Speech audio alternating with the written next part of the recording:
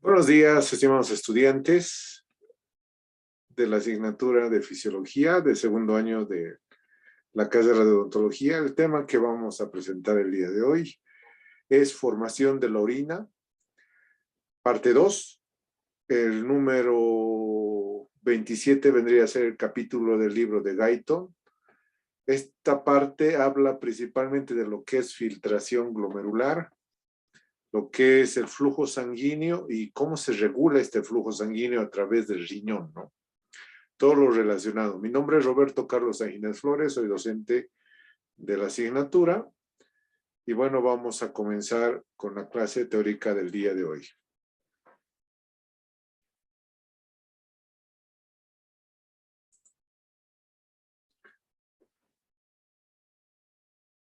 Bien.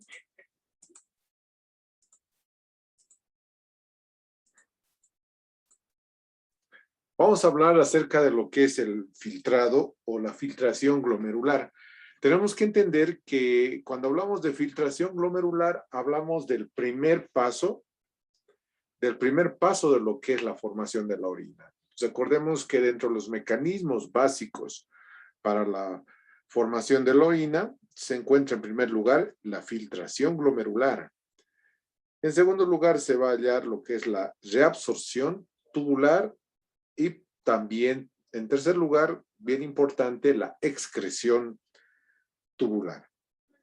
A partir de estos tres, nosotros vamos a llegar a formar lo que es un resultado y que este resultado se denomina como orina. Tenemos que recordar que nuestros riñones filtran aproximadamente 180 litros de sangre de plasma al día. 180 litros, de los cuales se va a eliminar entre 1 litro a 1,5 litros, ¿no? Hacerles entender que la formación de la orina comienza a través de los capilares glomerulares que van a filtrar hacia un receptáculo y ese receptáculo que envuelve a los capilares glomerulares se denomina como cápsula de Bowman, ¿no? Entonces, la mayoría de los capilares que se encuentran en el riñón se encuentran a nivel de la corteza del mismo, ¿no? Formando lo que se denominan como glomérulo renal, que forma parte de lo que es la nefrona. Estos capilares del glomérulo son relativamente impermeables a lo que es las proteínas, o sea que no dejan pasar las proteínas, sí hasta cierto número, porque va a haber una filtración de unas proteínas de muy bajo peso molecular, pero de manera general no pasa mucha cantidad de proteínas, ¿no? Carece prácticamente, se podría decir, de proteínas nuestra orina, o debería carecer de proteínas de manera normal. Y obviamente al margen de proteínas, tampoco las células, los elementos celulares como ser glóbulos rojos, leucocitos, no deberían pasar a través de lo que es la orina, por el tamaño también, porque tomemos en cuenta que la cantidad el tamaño de los poros es muy pequeño comparado con una célula o como una proteína, ¿no? Y la célula más abundante en este caso serían los eritrocitos. Bien. Entonces, recuerden que el filtrado glomerular es alrededor del 20% del flujo plasmático renal. Este filtrado glomerular tiene un valor de aproximadamente 125 mililitros por minuto. O sea, es la cantidad de plasma que se filtra sumado los dos riñones en un minuto. 125 ml. Entonces, se podría decir que estamos hablando de una fracción de filtración que es simplemente ver que el filtrado glomerular sobre la relación sobre el flujo plasmático renal. Tomemos en cuenta que el flujo plasmático renal es de aproximadamente 1,250 ml. Entonces, estamos viendo que una parte de esos 1,250 ml corresponde al flujo plasmático, al filtrado glomerular del flujo plasmático renal. Ese es el valor, ¿no? Si se les preguntaría en el examen, ¿cuál es la tasa de filtrado glomerular? Aproximadamente 125 ml minuto, ¿no? Ahora, ¿qué me determina este filtrado glomerular? En primer lugar, me determina dos factores muy importantes. El equilibrio entre las fuerzas hidrostáticas y las fuerzas coloidosmóticas. Esto está en relación a la membrana capilar de los capilares glomerulares. O sea, estamos hablando de un equilibrio hidrostático, sería del líquido, de agua en sí, de una presión hidrostática y de una presión coloidosmótica que está más relacionado a lo soluto, digamos, ¿no? Entonces hay un equilibrio entre lo que es lo líquido y lo sólido. ¿A nivel de qué? A nivel de la membrana de los capilares glomerulares. Y por otro lado tenemos otro factor que determina el filtrado glomerular, es el coeficiente de filtración glomerular o capilar también denominado, ¿no? ¿A qué se refiere esto?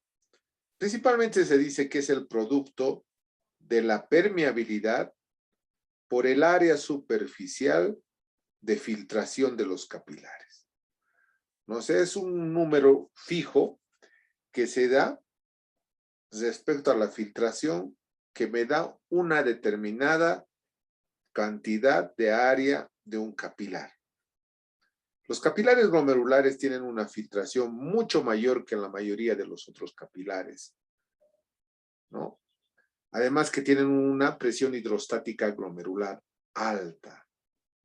Como les había dicho, la filtración glomerular es de aproximadamente 125 mililitros por minuto, o podríamos decir 180 litros por día.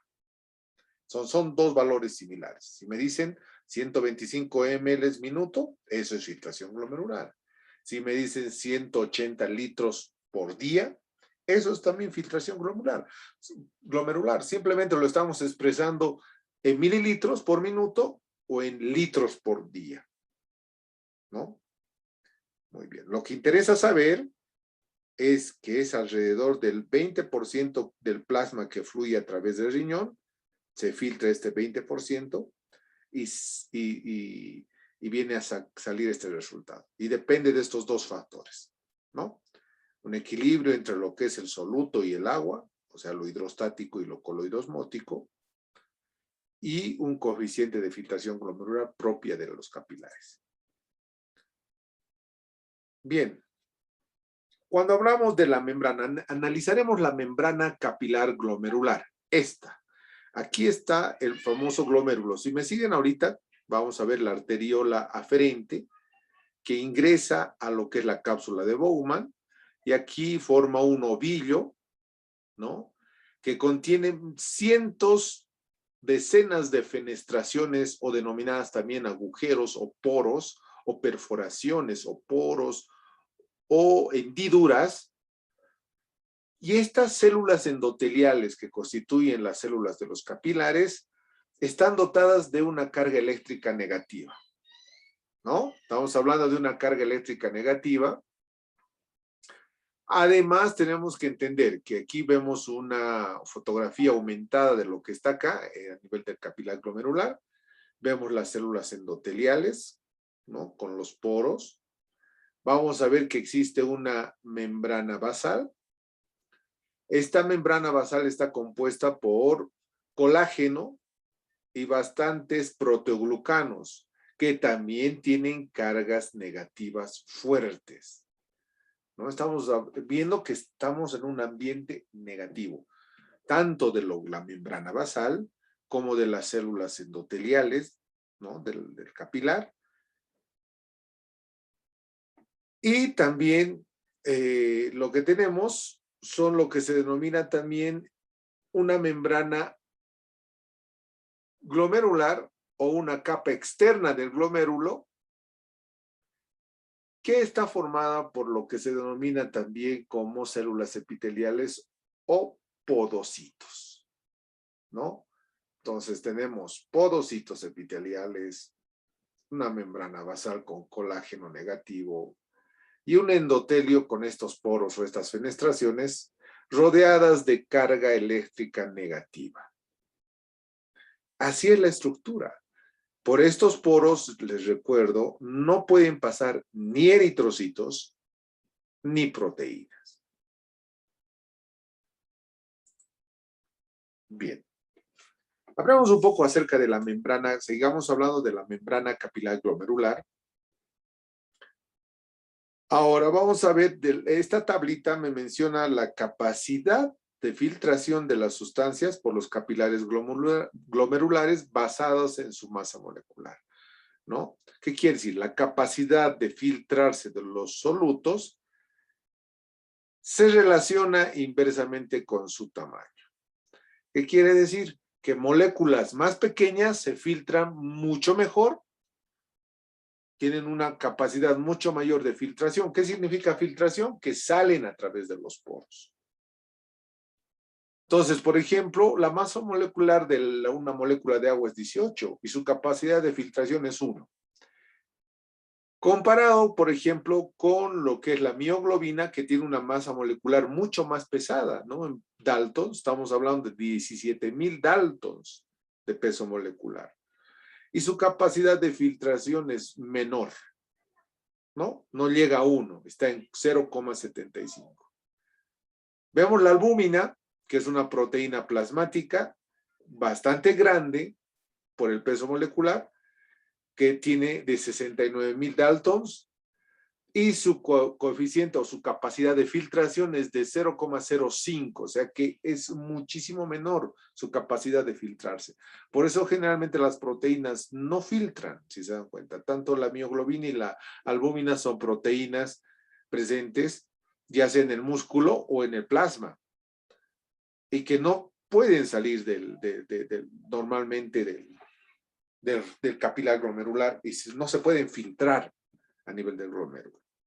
Entonces, mientras menor sea la capacidad, el tamaño, mayor es su capacidad de filtración. Mientras mayor sea el tamaño, menor es su capacidad de filtración. Eso es muy importante saber eso. Bien, entonces, las moléculas grandes con cargas negativas se filtran con menor facilidad que las moléculas con el mismo tamaño y cargas positivas, ¿no? O sea, en otras palabras, habíamos dicho que tanto el endotelio, el epitelio y la membrana basal tienen carga eléctrica negativa. Si yo tengo una molécula que quiera filtrar y que tenga una carga negativa, va a ser bien difícil porque entre polos negativos, polos iguales, perdón, en este caso negativos, se van a rechazar. En el caso de que yo tenga una carga positiva y del mismo tamaño que el anterior ejemplo, la capacidad de filtración es mucho mayor porque polos opuestos se atraen, ¿no? Entonces, es bien importante saber que la capacidad eléctrica influye mucho en la filtración. En ciertas patologías del riñón, las cargas negativas que hay sobre la membrana basal, ¿no? Generan un trastorno que se denomina como nefropatía por cambio eléctrico. Esto genera que no haya filtración. ¿Por qué? Porque generalmente se repelen entre cargas eléctricas negativas, ¿no? Esas se denominan como nefropatías por cambios mínimos. Cuando las cargas negativas de la membrana se pierden incluso sin cambios histológicos en el riñón, ¿no? ¿A qué se debe esto? A que ha habido una pérdida de cargas negativas en la membrana basal. En ese caso, aparecen trastornos y ausencia de una filtración normal. Cuando hablamos de una filtración anormal, en este caso, las proteínas ya pasan en grande cantidad porque se ha perdido la negatividad del capilar glomerular del riñón. Y al perderse esa negatividad, muchas moléculas pueden atravesar con facilidad, generando en la orina una proteinuria o una albuminuria. ¿Por qué albuminuria? Porque es la albúmina, la proteína más abundante del plasma. Bien. Vamos a analizar, sigue lo que son los determinantes de la filtración glomerular y que está relacionado principalmente por la suma de las fuerzas hidrostáticas y coloidosmóticas que van a dar, esa suma va a dar lugar a una presión que se denomina presión de filtración neta y que va a tener un valor, que lo vamos a analizar ahorita. Por un lado. Por otro factor importante es el coeficiente de filtración capilar glomerular. Ambos me van a dar, no se olviden, el filtrado glomerular total, ¿no? Que es simplemente la multiplicación de 1 y 2 del coeficiente de filtración capilar glomerular por lo que es la presión de filtración neta. ¿Y cuánto es la presión de filtración neta? Para esto es bien interesante saber, ¿qué estamos analizando ahorita? Esto de acá, por ejemplo, esto es el capilar glomerular, pero obviamente esto es un esquema, porque normalmente lo que vamos a ver es esto, ¿no? Unos capilares que están de esta manera. Un capilar aferente que ingresa, un capilar eferente que sale. Y aquí está la cápsula de Bowman, ¿no? Aquí está, perdón, la cápsula de Bowman, envolviendo a todo lo que es el glomérulo renal. Pero para efectos de análisis está de esta manera. Y quiero que, habíamos dicho que la presión de filtración neta es la suma de fuerzas de presiones hidrostáticas y coloidosmóticas. ¿Cuáles serían las presiones hidrostáticas? Acá están, si se dan cuenta, miren. Quiero que observen acá en el gráfico. Yo tengo presión hidrostática del glomérulo. Tengo presión hidrostática de la cápsula de Bowman. ¿Qué significa? Que acá, al nivel del glomérulo, perdón, vamos a deshacer esta.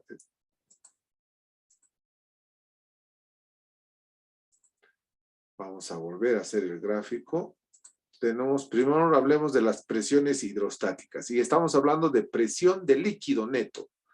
Se podría decir de presiones de agua que está en el plasma o en la cápsula de Bowman. Y ahí, esta presión hidrostática, por ejemplo, se encuentra acá. Presión hidrostática glomerular. Es la presión del plasma, o sea, la sangre que está pasando por ese laberinto de capilares, tiene plasma, y ese plasma tiene agua, por eso se llama hidrostática. Y esa presión hace que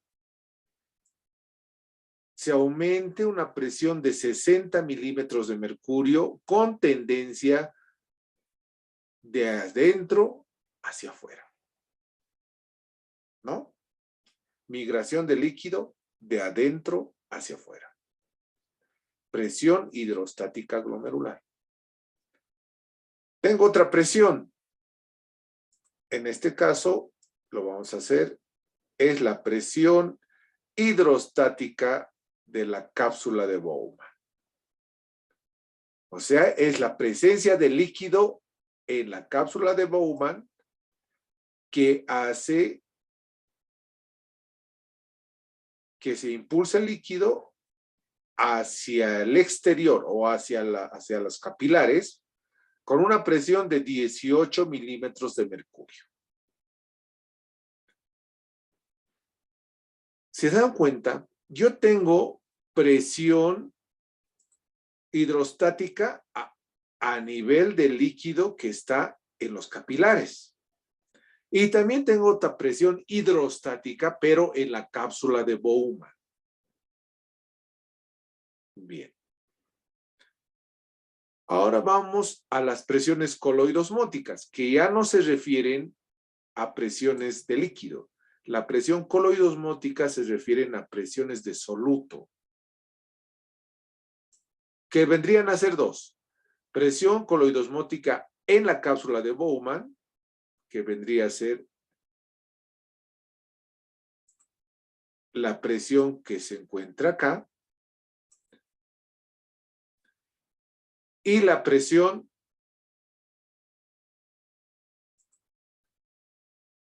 coloidosmótica del capilar glomerular.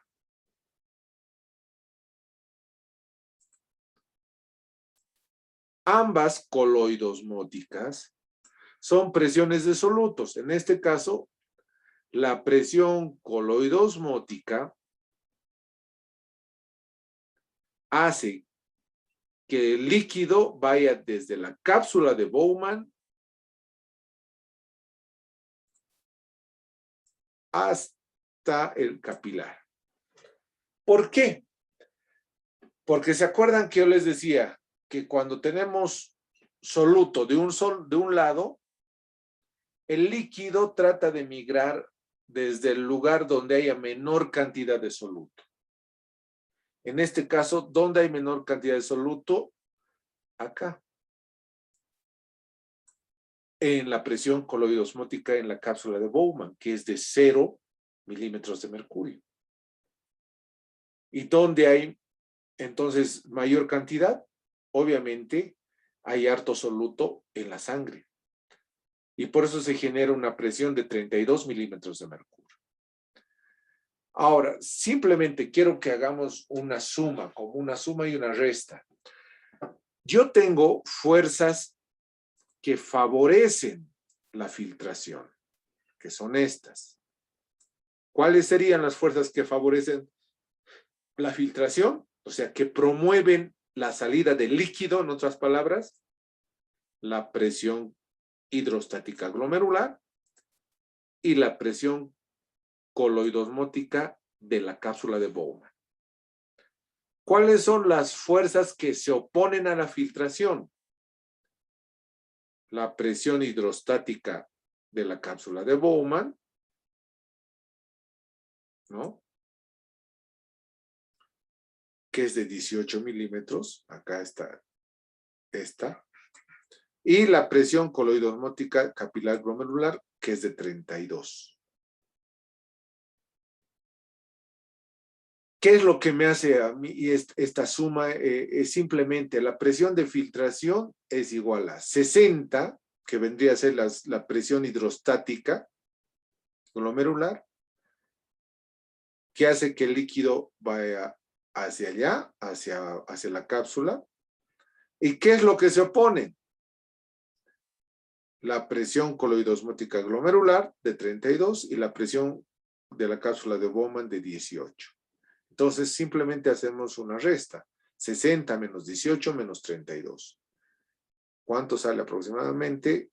Nos sale 10 milímetros de mercurio, ¿no? De 10 a 12 milímetros de mercurio. Entonces, o sea, más de 10 milímetros de mercurio. Esa es la presión de filtración neta, que es simplemente una sumatoria de fuerzas hidrostáticas y coloidosmóticas. Entonces, este análisis es muy importante para el momento de ver cómo actúan algunas sustancias, cómo actúan algunos medicamentos, cómo actúan algunos elementos para la filtración. Es bien importante saber que la presión, repito, de filtración neta es igual a la presión hidrostática glomerular, menos la presión de la cápsula de Bowman y menos la presión coloidosmótica glomerular o oncótica. Por si acaso, cuando hablemos de coloidosmótica, estamos hablando de una presión también denominada oncótica. Muy bien.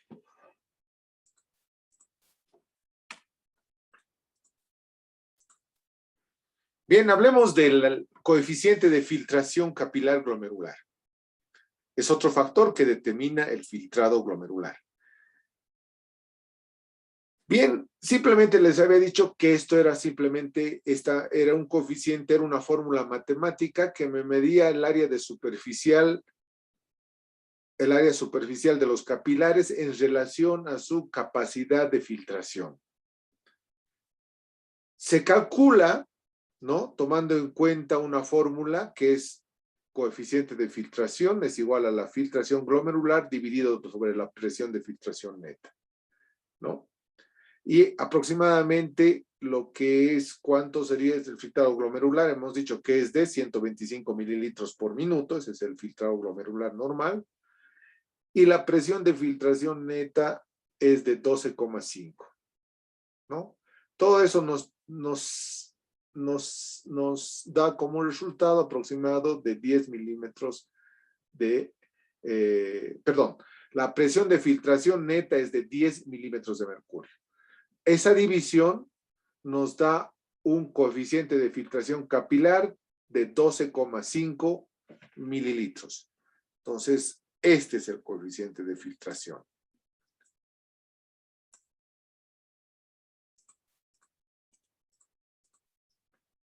Bien. A ver, ¿cuáles son los factores que favorecen el aumento o la disminución de la filtración glomerular? Por ejemplo, un aumento del coeficiente de filtración capilar aumenta también la filtración glomerular. Un aumento de la presión hidrostática en la cápsula de Bowman, ¿no? Aumento en la cápsula de Bowman puede disminuir la filtración glomerular. O sea, si aquí aumenta la presión hidrostática en la cápsula de Bowman, puede disminuir la filtración porque va a disminuir la filtración a nivel glomerular. Un aumento en la presión coloidosmótica capilar o glomerular puede producir una disminución del filtrado glomerular, ¿no? Tomemos en cuenta que estos números, tanto 32 y 18, se oponen.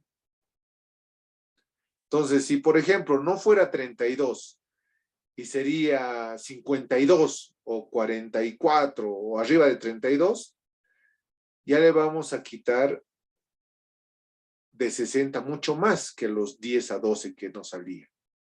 Sumado a que, por ejemplo, yo tenga arriba de 18, tenga 20, 22, igual. 60 ya no va a ser 60 menos 32 menos 18, va a ser 60 menos 40 menos 22. Y eso va a salir un número menor a 11, a 10 milímetros de mercurio. ¿Qué quiere decir? Que ha disminuido la presión de filtración neta. Entonces, no se olviden. ¿Qué me disminuye la presión de filtración neta? Un aumento de la presión hidrostática de la cápsula de Bowman o un aumento de la presión coloidosmótica glomerular. Esas dos cosas me pueden aumentar o disminuir, perdón, la filtración. ¿Qué me puede aumentar? Un aumento de la presión hidrostática glomerular o capilar va a aumentar la filtración también, porque esta ayuda a que se filtre. Estas dos evitan la filtración, si se dan cuenta. Si me aumenta esta y esta, disminuye la filtración. Si me aumenta esta, aumenta la filtración. Fácil, ¿no? No es muy complicado. Además es lógica, las flechitas nos explican bien fácilmente. Bien. Entonces, que habíamos dicho que la presión hidrostática capilar glomerular es de 60 milímetros de mercurio. O sea, por si acaso, hay términos, ¿no? O sea, a veces le dicen capilar glomerular, a veces simplemente presión hidrostática del glomérulo. Ahora, esta presión hidrostática capilar glomerular de 60 milímetros de mercurio está determinada por 3 variables. ¿Qué quiere decir? O sea, que lo pueden hacer variar ¿qué? En primer lugar, puede hacer variar la presión arterial. Ojo. O sea, la presión puede aumentar esta presión hidrostática o puede hacer disminuir. La resistencia de las arteriolas aferentes, o sea, la contracción de las arteriolas aferentes y la contracción de las arteriolas eferentes. ¿No? Entonces, esas 3 producen variación de la presión hidrostática capilar. La presión de la sangre y la presión de esas 2 arteritas que salen del glomérulo. O sea, la contracción, la resistencia arteriolar. Para que se acuerden, se los voy a dibujar rapidito. Capilar eferente, glomérulo, capilar eferente y capilar aferente. Entonces, ¿qué me está diciendo acá? Primero, la presión que hay acá, eso se llama presión arterial. La presión arterial que esté acá adentro, esa puede hacer variar esta presión de 60. La contracción que se produzca en la arteriola aferente y la contracción que se produzca en la arteriola eferente también va a hacer variar estos 60. Puede ser que aumente o disminuya. En otras palabras, si aumenta, aumenta la filtración. Si disminuye, disminuye la filtración. ¿Qué significa que aumenta la filtración? Más orina. ¿Qué significa que disminuye la filtración? Menos orina.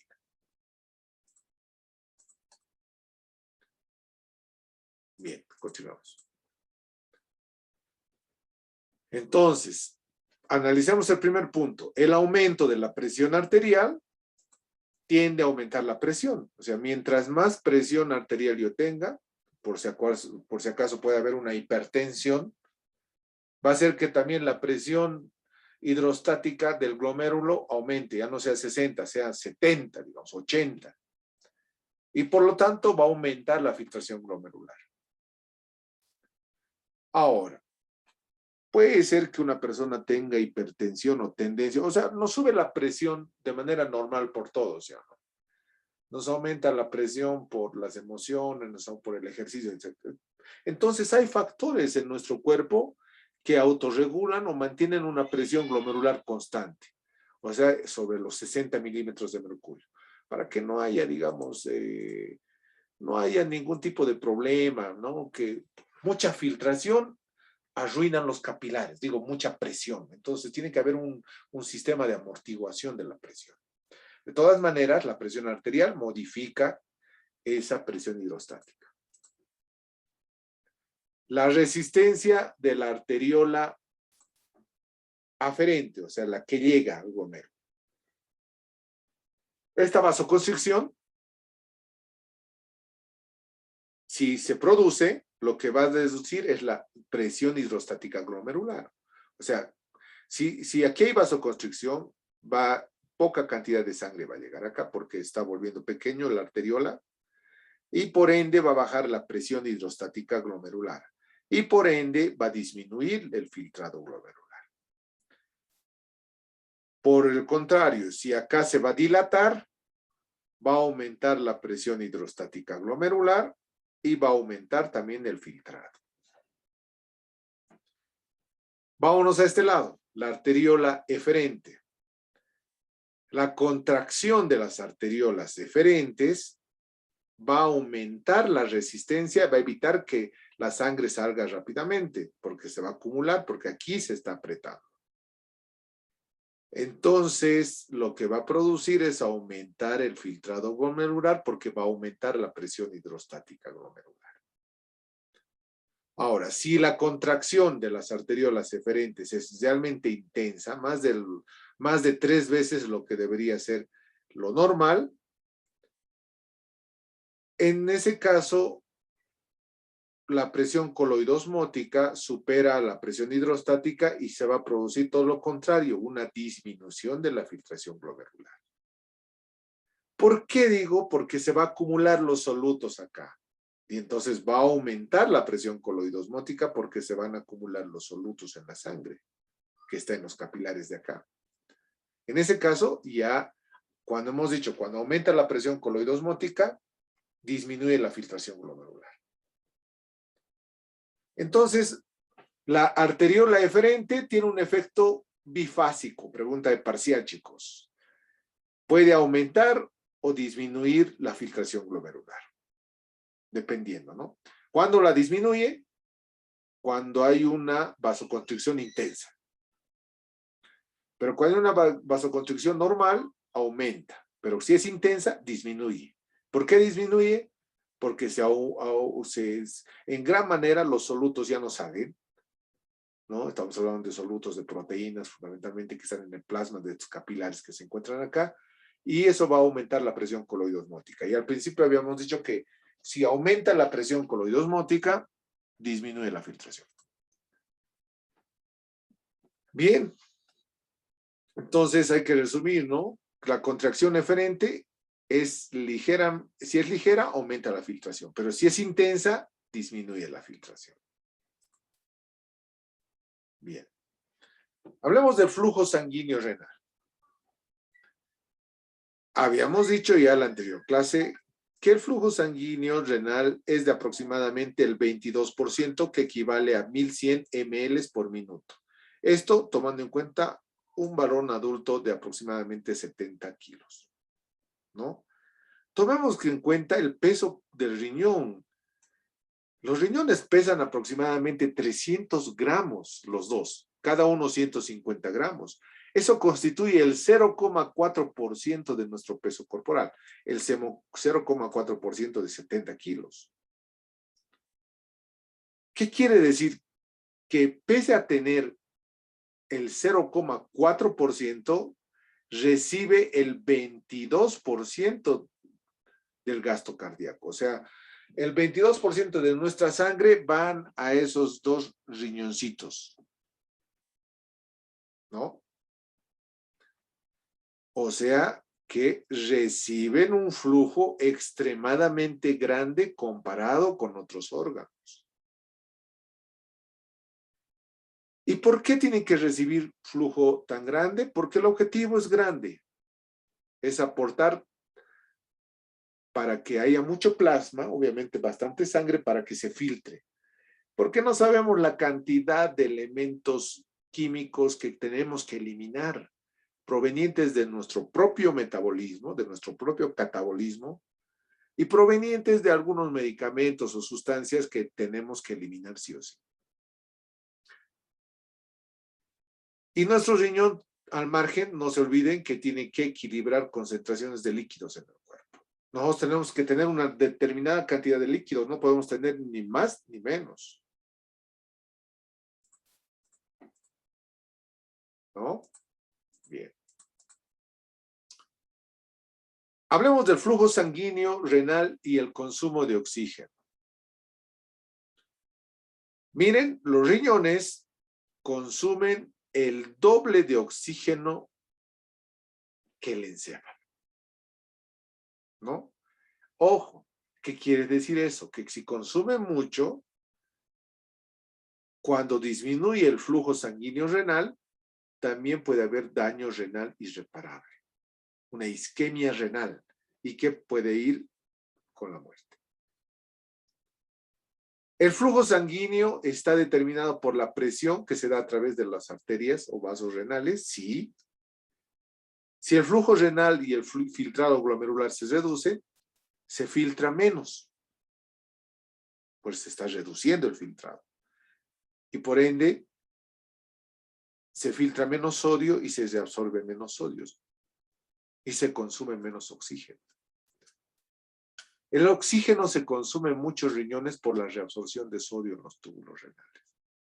En otras palabras, esa reabsorción de sodio genera que nuestras células gasten mucha energía. Y al gastar mucha energía en esa reabsorción a través de esos túbulos renales, túbulo contorneado proximal, donde se reabsorbe el 70% del sodio, demanda mucha energía. ¿Y qué quiere decir demanda mucha energía? Demanda mucho oxígeno, pero porque para formar ATP, que es energía, para reabsorber sodio, se necesita mucho oxígeno y obviamente nutrientes, pero oxígeno es fundamental. Porque si no hay glucosa, pues lo voy a hacer con grasas. Y si no hay grasa, con proteínas, pero siempre sí tiene que haber oxígeno. Aunque hay algunos mecanismos anaeróbicos, pero este no es el caso. No nos olvidemos que la corteza renal es la que tiene más irrigación. Recibe la mayor parte del flujo renal procedente de las arterias renales. Mientras que la médula solamente es 1 a 2% del flujo sanguíneo total del riñón. O sea, es muy poca el flujo sanguíneo a nivel de la médula. Más sirve para acumular la orina a nivel de los túbulos colectores que ahí se presentan. Bien, hablemos ahora del control fisiológico de la filtración glomerular y del flujo sanguíneo renal. Bien, a ver, seguimos hablando de filtración glomerular y seguimos hablando en este caso de flujo sanguíneo. Vamos a ver que el filtrado glomerular está sujeto a cambios fisiológicos. Primero, ustedes ya saben muy bien que depende mucho de la presión hidrostática glomerular. ¿Cuánto es? 60 milímetros de mercurio. Depende mucho también de la presión coloidosmótica capilar glomerular. ¿Recuerdan que les dije que si la presión coloidosmótica capilar glomerular aumenta, el flujo o el filtrado glomerular va a disminuir? Porque esta presión coloidosmótica hace que salga líquido de la cápsula de Bowman y se vaya al capilar. Y eso no es filtración, más bien está regresando al capilar el líquido. Pero también existen otros elementos al margen de estos dos que alteran el filtrado y el flujo sanguíneo renal, que vendrían a ser el sistema nervioso simpático y las hormonas y sustancias vasoactivas que liberan los mismos riñones. Bien, ya hemos hablado bastante de cómo la presión coloidosmótica y el filtrado glomerular disminuyen o aumentan. Hablaremos del sistema simpático y de las hormonas y de las sustancias autocoides. En primer lugar, sistema nervioso simpático. A ver, todos los vasos sanguíneos, incluyendo arteriolas aferentes, eferentes, arterias, vasos sanguíneos, son inervados siempre por el sistema nervioso autónomo. Y en este caso es inervado por el simpático, ¿no? ¿Qué va a hacer el simpático a nivel de estos vasos sanguíneos? Reduce el filtrado glomerular. ¿Por qué? Porque produce vasoconstricción. Ya habíamos dicho, ¿no? Si en la arteriola aferente hay vasoconstricción, se disminuye el filtrado glomerular. Si en la arteriola eferente hay una intensa vasoconstricción, se reduce también el filtrado glomerular. Si en la arteriola eferente, se produce una vasoconstricción, aumenta el filtrado. De manera general, el simpático, pero reduce el filtrado glomerular. ¿No? Hablemos de las hormonitas. Cuando hablamos de hormonas, nos referimos principalmente a estas hormonas. La noradrenalina, la adrenalina, que son hormonas que tienen una función simpática, y la endotelina. Por ejemplo, todos estos son vasoconstrictores, por si acaso. O sea, que contraen las arteriolas aferentes y eferentes. Por ejemplo, la noradrenalina y adrenalina son hormonas que son liberadas por la glándula suprarrenal. Ojo, la noradrenalina es una sustancia que también elabora el sistema nervioso simpático, pero también la glándula suprarrenal, a nivel de su médula. Y estas ejercen influencia renal en situaciones extremas como una hemorragia, o sea, produce una vasoconstricción y por ende disminuye el filtrado. Otro vasoconstrictor muy importante es la endotelina. Este es un polipéptido, por si acaso, que se libera cuando se lesionan algunas células endoteliales, ¿no? ¿Contribuye en la hemostasia? Sí, porque evidentemente produce una vasoconstricción, evitando la pérdida masiva de sangre. ¿Todas estas generan alteraciones en el filtrado? Claro que sí. Han visto que el filtrado se altera dependiendo ya sea dónde, a nivel del capilar eferente, a nivel del capilar aferente o a nivel del mismo capilar glomerular. Otra sustancia, en este caso autocoide, o sea, una sustancia que se produce y que está circulando en la sangre y que también tiene función vasoconstrictora, es la angiotensina 2. La angiotensina 2 sirve para elevar la presión arterial y por ende, al ser un vasoconstrictor, también reduce el filtrado a nivel de la presión hidrostática glomerular. ¿Por qué? Porque contraen las arteriolas eferentes de manera grande, ¿no? Las eferentes. Evita la reducción de la presión hidrostática. Obviamente, lo que está produciendo eso es una contracción a nivel de las arteriolas. Reduce el flujo sanguíneo, lo que reduce la filtración. Y en este caso aumenta la reabsorción de sodio y agua. Ahora vámonos por otra sustancia, el óxido nítrico. En este caso tiene otra función contraria, que sería la vasodilatación. Porque el óxido nítrico reduce la resistencia vascular renal y aumenta la filtración glomerular. Es liberado igual por el endotelio de los vasos sanguíneos y produce vasodilatación. En pacientes hipertensos o que tengan aterosclerosis o algún daño en el endotelio, se produce bastante óxido nítrico, ¿no? Este óxido nítrico puede llegar a aumentar la filtración glomerular, ¿sí? E inclusive puede producir una vasoconstricción renal por antagonismo y elevación de la presión arterial.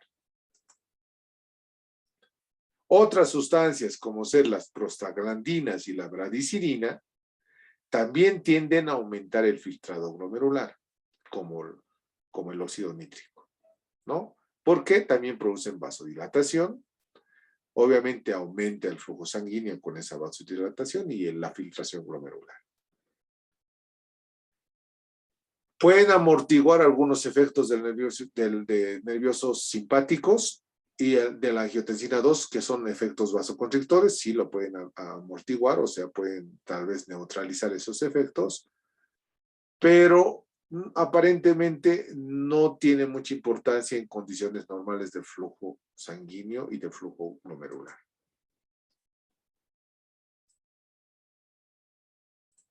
Vamos a este lado, autorregulación del flujo, del filtrado glomerular y del flujo sanguíneo. O sea, les había dicho que nuestro filtrado se autorregula mediante la presión arterial. El riñón trata de mantener constante este filtrado glomerular, que es de 125 ml/minuto, para así tener un adecuado control de la excreción renal de agua y de los solutos. El riñón se encarga de eso, ¿no? De tratar de eliminar solutos y la excreción de agua. El flujo sanguíneo renal se autorregula en paralelo con el flujo filtrado glomerular. Siempre van de la mano, ¿no? Flujo sanguíneo renal, filtrado glomerular. Uno depende del otro. El filtrado depende del flujo sanguíneo. Y el flujo sanguíneo también altera el filtrado, es obvio. Importancia en la autorregulación del filtrado glomerular para evitar cambios extremos en la excreción renal. A ver, se toma en cuenta que va a haber siempre cambios en el riñón que van a hacer que la presión arterial afecte al filtrado glomerular, ¿no? Puede ser un cambio súbito de presión. En ese caso, nuestro cuerpo, nuestro riñón en este caso, trata de evitar esos cambios bruscos, impide esos cambios renales, para tratar siempre de que se mantenga un equilibrio a nivel de la filtración y de la reabsorción.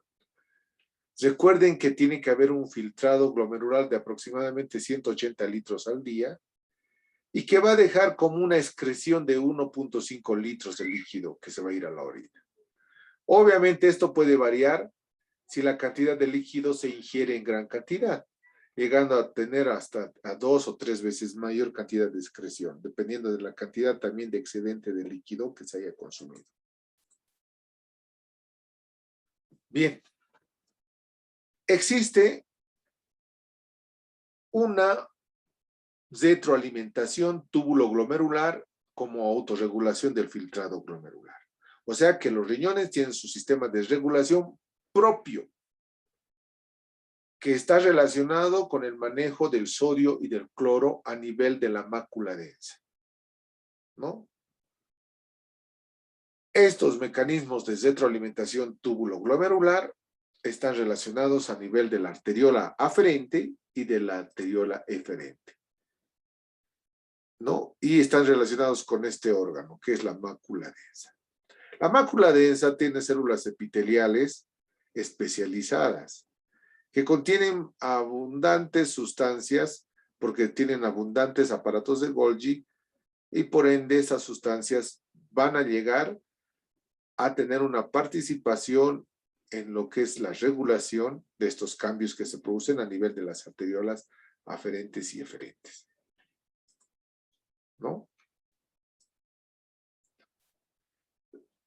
A ver, ¿qué sucede cuando hay una reducción del cloruro de sodio en la mácula densa? Bueno, va a haber una reducción del filtrado glomerular, va a disminuir la velocidad de flujo que llega hasta el asa de Henle de la nefrona. Se va a tratar de aumentar la reabsorción de sodio y cloro y obviamente se va a disminuir el cloruro sódico en la mácula densa. Se trata de elevar la presión hidrostática glomerular y ayudar a normalizar el filtrado. En este caso, cuando sucede eso, las células yuxtaglomerulares de las arteriolas aferentes van a liberar renina. Y ustedes saben que la renina es un mecanismo de inicio para subir la presión arterial. Autorregulación miógena del flujo sanguíneo renal y del flujo del filtrado glomerular. ¿Qué es un mecanismo miógeno? Es la capacidad que tiene un vaso sanguíneo de resistirse al estiramiento. O sea, en otras palabras, es el grado de contracción que tienen los vasos sanguíneos renales, ¿no? Si se estira la pared vascular, y lo que va a suceder es que el calcio que se encuentra en el líquido extracelular va a provocar una contracción y esa contracción de inicio va a impedir la distensión y el aumento excesivo del flujo sanguíneo renal y del filtrado glomerular. Eso sucede cuando la presión arterial aumenta. O sea, nuestros propios capilares arteriales aferentes o eferentes se autorregulan, porque también recordemos que es una arteriola y al ser una arteriola tiene capa muscular. Los únicos que no tienen capa muscular son los capilares que están ya en el glomérulo, que son solo células endoteliales con podocitos. ¿Cuáles son los otros factores que aumentan el flujo sanguíneo renal y el filtrado glomerular? Por ejemplo, una ingestión elevada de proteínas. Cuando comemos excesiva cantidad de proteínas, hay muchos aminoácidos que en este caso se van a reabsorber a nivel del túbulo proximal. La reabsorción de estos aminoácidos incentivan a la reabsorción también del sodio. y reducen su llegada, ya saben a dónde, a la mácula densa, porque esa es la mácula que controla ese sodio y ese cloro. Y lo que hace que se disminuya la resistencia de las arteriolas aferentes. O sea, en otras palabras, va a haber más flujo sanguíneo. Eleva el flujo sanguíneo y por lo tanto el filtrado glomerular. El filtrado glomerular va a tratar de mantener el sodio normal y va a incrementar la excreción o la eliminación de los desechos metabólicos proteicos como es la urea. Ok, con esto terminamos el tema y hemos llegado justamente a la hora de la clase teórica. Todo esto está en el capítulo 27 del libro de Gaito, que habla sobre el filtrado glomerular y lo que es el flujo sanguíneo y las sustancias que alteran esta filtración y el flujo sanguíneo renal. Muchísimas gracias por su atención. Si tuvieran alguna consulta, una vez que deje de grabar, vamos a empezar a responderlas. Que tengan un buen día y hasta otra oportunidad. Hasta luego.